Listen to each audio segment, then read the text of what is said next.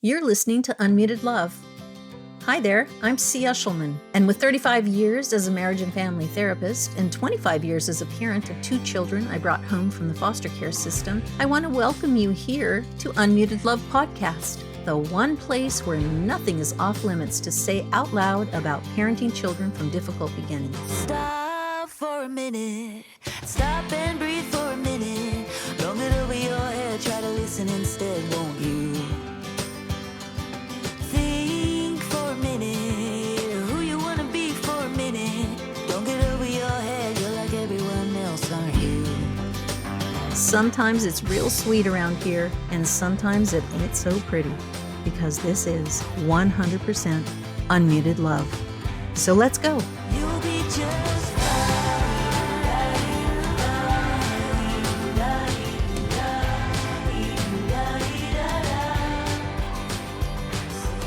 Hello, parents. Welcome to Unmuted Love. I am so happy that you're here today because this is our 5th and final installment of Tame Your Triggers. It's the part you've probably been waiting for because it's the last piece on how to create your coherent narrative step by step. Stay tuned all the way to the end and you will have every single piece necessary. Ready? Let's go.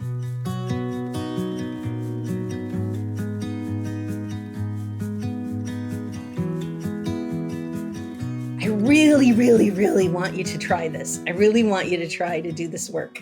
It's hard work. When people come into my parenting membership, we start here and we work on this. And sometimes parents, it takes them like 6 months to write their coherent narrative, but it's worth doing and it's worth the struggle. So give yourself some grace to take time to do it, but don't just pass by it and say, oh, I know my childhood. You don't know your childhood unless you've done the work. Most people don't, because you just haven't looked at it in the way you need to. If you've done the work, then you have. Great, yay. So first off, notice, right? Noticing is the first piece of writing your narrative. Notice how you're feeling about the task of just pulling up these memories from your past and making sense of them through the process of recalling images, sensations, and feelings, along with putting facts in a sequential order. Are you excited to do it? Are you overwhelmed? Are you nervous? Are you concerned? Or are you simply curious? What are you as you think about doing this? Just that. What do you notice when we're talking about you sort of taking a deep dive into your childhood? It's called the multi-generational transmission process,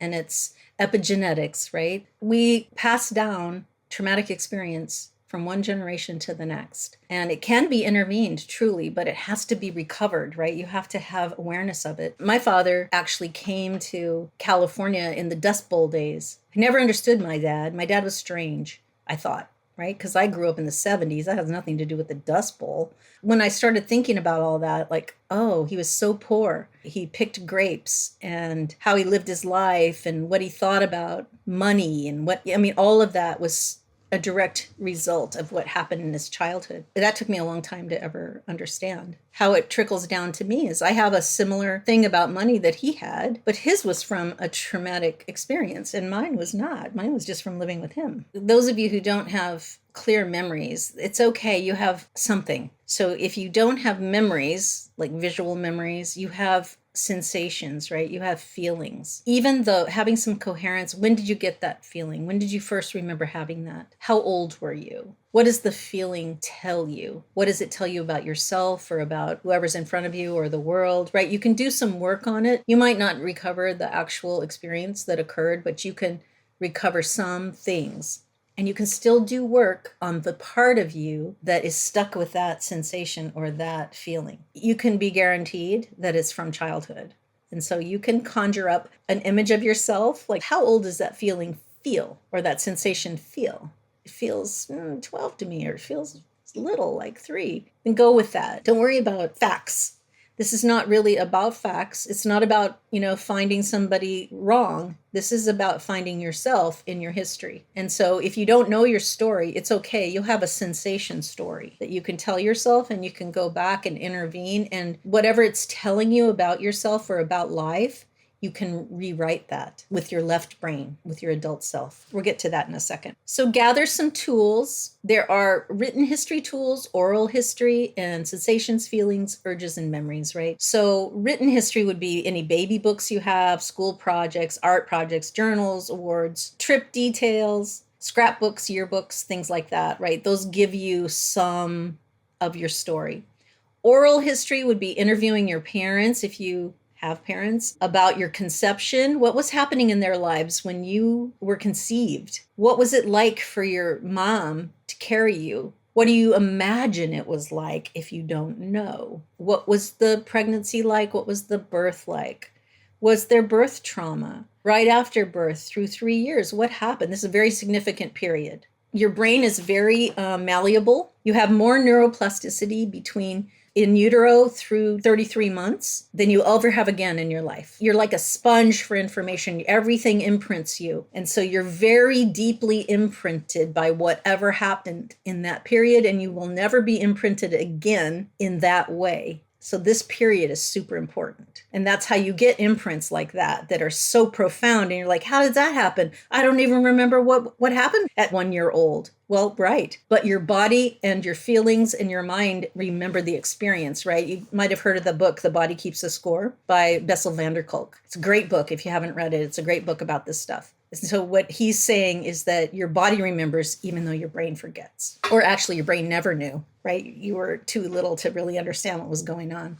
But your brain actually forgets a lot of things, right? But your body still remembers. I had a really traumatic experience when I was 18 or 19. So I remember the experience, but every time I would smell garlic, the experience would just come back to me like it was happening, like it just happened. I had that experience for a really long time before I realized what it was, why garlic was bringing it back. You know, I'm not going to tell you the details, but it was present at the time of this event. And I really could never find it. And then I found it. It was like, oh, now I get it. It lasted for a really long time. And then now I can eat garlic now. Just saying. Couldn't eat garlic for a long time. In the oral history, ask people what you were like, your siblings or your aunties or your grandparents, whoever might be around. What were you like when you were little? What happened? What do they remember? What was happening in your parents' lives? This is really important for me to look at. What was happening in my parents' lives? Because that helped me understand like the benign neglect that I experienced. They were missing so much of the time. What were they doing? So you can ask people your story. A lot of people are carrying your story and they don't even know they're carrying it. You'll never know if you don't ask them. And then sensations, feelings, and urges. Spend time moving from year to year, feeling and remembering stories you've been told or that you remember or that you feel but have no memory of. And then imagine what you think it's about. It's okay. It's okay to imagine it because you can heal through imagination easily. So it's not a bad thing to do. And it's not like making false memories. That's not what this is about. It's about healing a sensation you have or an experience you have that you have no memory of. So those are your tools. There are lots of tools. And, you know, the older you get, the fewer tools you have, you know. I don't have any parents or grandparents. It would be hard for me to do a coherent narrative from oral history. I don't have any aunts or uncles. No one's still alive from my family. I do have a lot of written history, and I have done a lot of sensation and feeling work to recover myself. Why do I have these feelings? When you're doing this work, when you start, remember, you're starting at conception and you're coming forward, and you're going to do this back and forth dialogue between your two hemispheres, between the right brain and the left brain, to help you build and strengthen your neural integration, right? You're going to be like, oh, I remember this happened, or I have this feeling, wonder what was happening, or I do have a memory. What was happening at that time? Let me go back in that memory and get all the details I can recover. So then I'm going to take myself there and go, oh, I remember feeling this as a 6-year-old. And then I look around and I can see, oh, yeah, my parents are fighting in that room. I hadn't remembered that. I just remember being scared, but now I see that my parents were actually over there fighting. Well, I told myself that my parents were scary. Well, were they scary or was I frightened by their fighting? What was happening? Let me see if I can figure it out, right? This is that back and forth between the two hemispheres. You have a feeling, but then you start looking at what was really happening and you go, oh, wait, they weren't fighting with me. They were just fighting with each other and it scared me. It wasn't about me. Children think everything's about them. You know that, right? Whatever's going on in the environment, the child takes responsibility for it and thinks it's them. So if parents are fighting, it's the child's fault in the child's mind. If parents get a divorce, something the child did caused it, right? That this is a really normal way children try to control their environments when they are the most powerless people in the room. They take responsibility for it all, and it makes them feel like they have control of it, even though they don't. So that back and forth is what you want to be doing with every memory you have that feels somewhat traumatic or somewhat imprinted. It doesn't have to be traumatic, but it's an imprint that you don't enjoy or you feel like plagues you in a way or follows you around. You're going to do that through all the high points. I don't mean high happy, I just mean high points, like things that stand out to you or things from your present life where you want to investigate.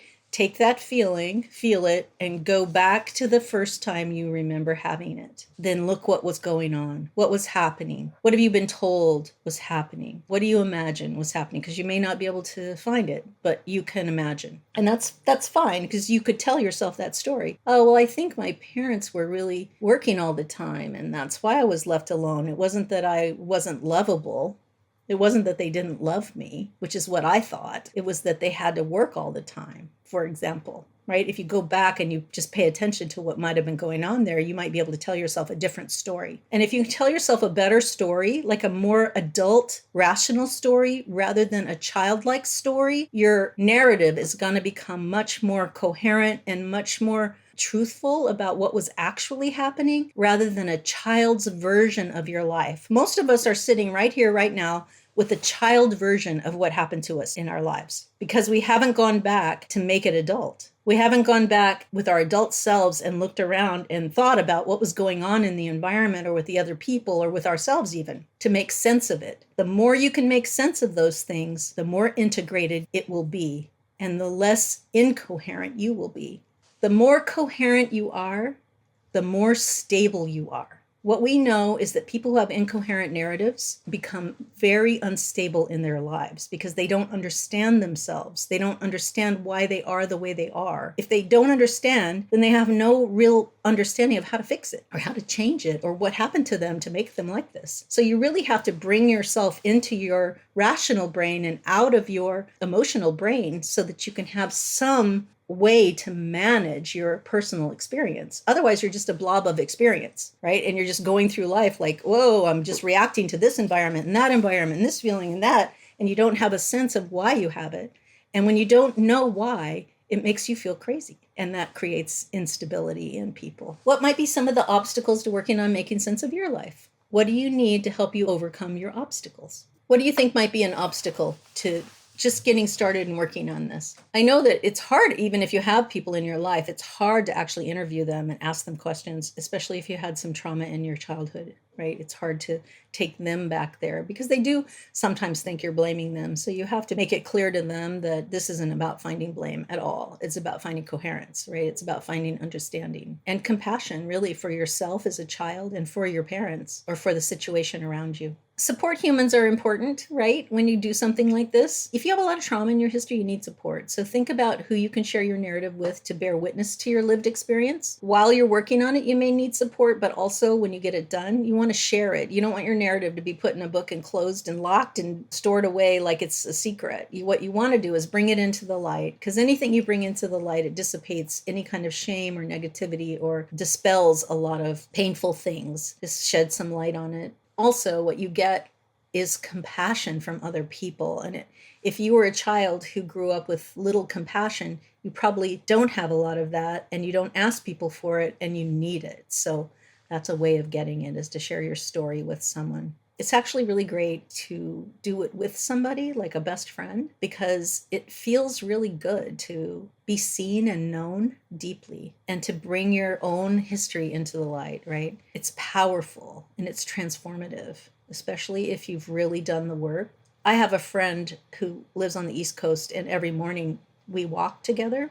We take a 45-minute walk together on the phone. Over the years, we have shared our stories in this very deep way, in a coherent way, unraveling our stories together. It's been a really powerful experience for both of us to be seen deeply and to be witnessed, right? To have our childhoods witnessed. It's been really awesome. We continue to do it every day. Not the same stuff, of course, every day, but it gets deeper over time. What is your big why? Why would you want to do this? Why would you want to take this journey? Is it for you? Is it for your children? Is it for your partner? Is it for better relationships? Is it to recover from the past? What is the reason why you would do something? You would go on this journey for yourself or for other people, so that when you do get stuck, and you will get stuck, it carries you over the stuckness and gets you into completion.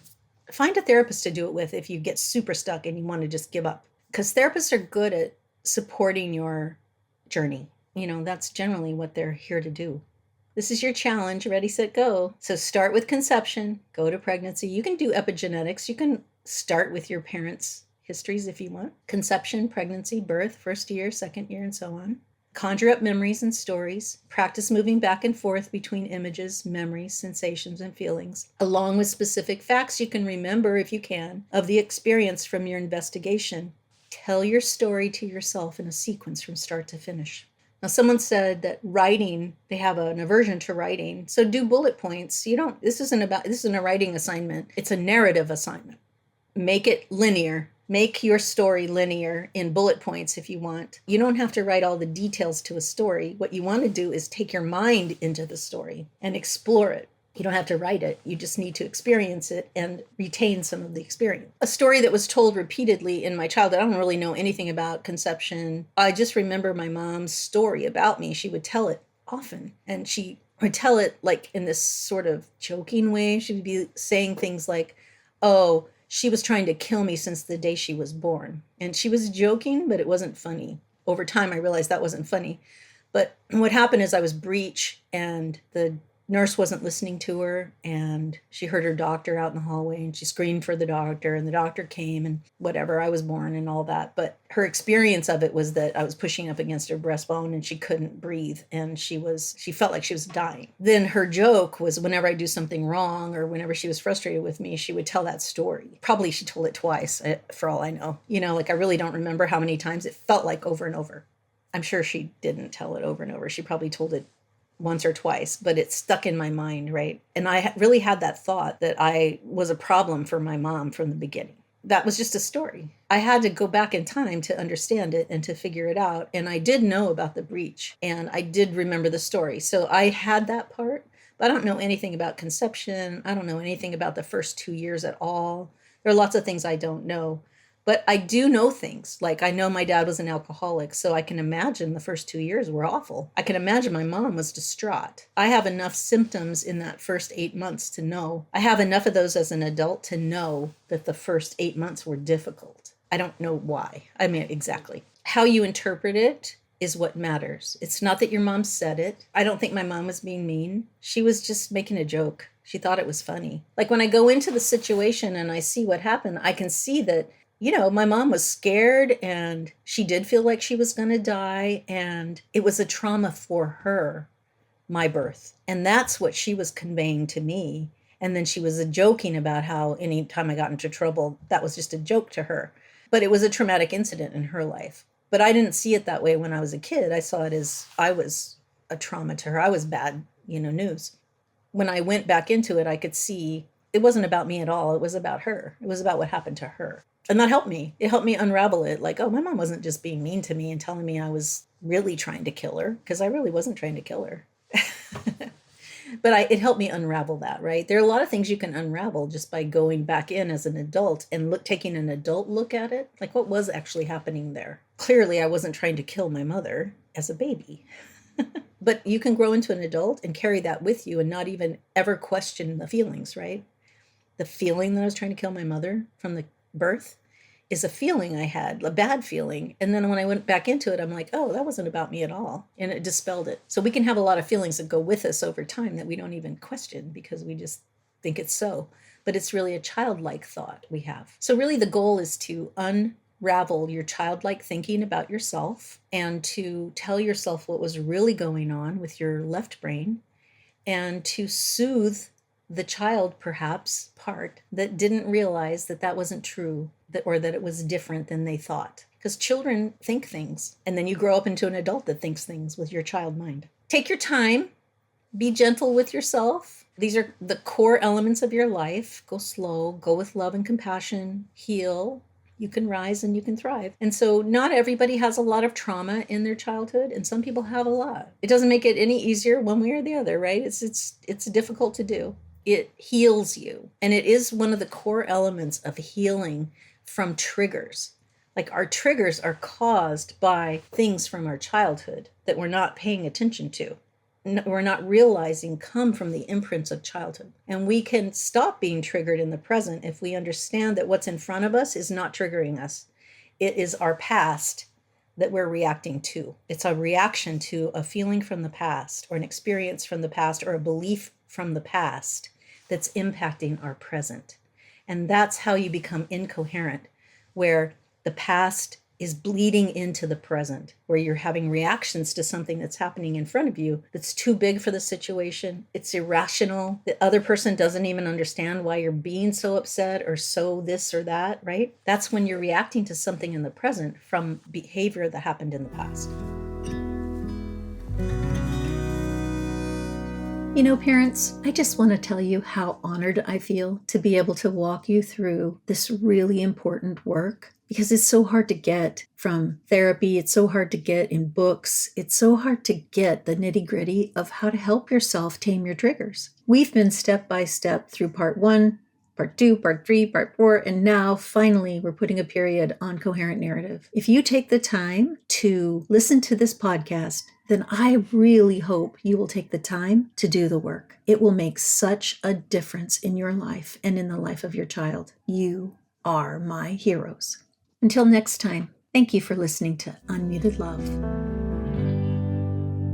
Hey parents, this is C. Get the help you need to end destructive and chaotic behavior in your home while parenting children from difficult beginnings. I know you need help, and the Love Plus parenting model actually works. I'm inviting you to work with me personally for 6 months in my virtual therapeutic parent program, and I guarantee you results or 100% of your investment back. How is that for a blue ribbon deal? I'm looking forward to working with you. See you on the inside. Stop for a minute.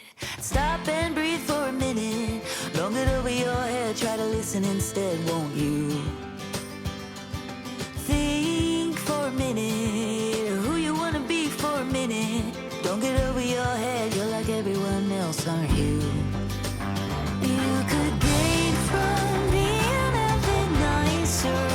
Knowing to talk and when to shut your mouth. The Unmuted Love podcast is hosted by me, C. Eshelman, attachment and trauma specialist at the Attach Place in Sacramento, California. Our podcast producer is the amazing Saya Clark, and our theme song is Nicer by Houses on the Hill, licensed through Epidemic Sound. Thank you for being such loyal listeners here on Unmuted Love. I'll see you all next week.